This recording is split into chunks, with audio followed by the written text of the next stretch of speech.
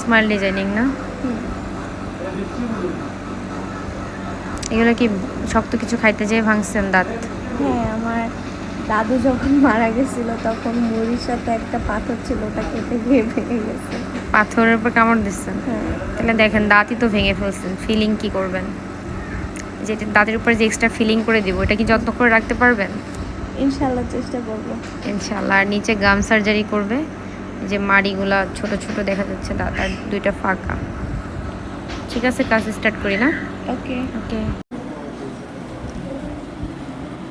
একটু হাসি।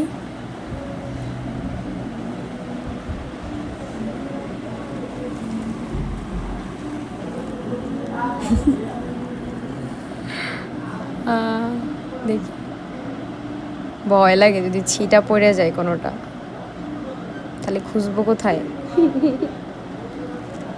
এই যে, হ্যাঁ,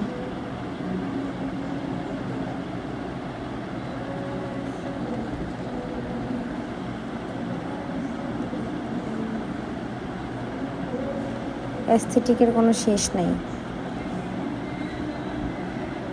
দেখে দিক ভরে আপনি।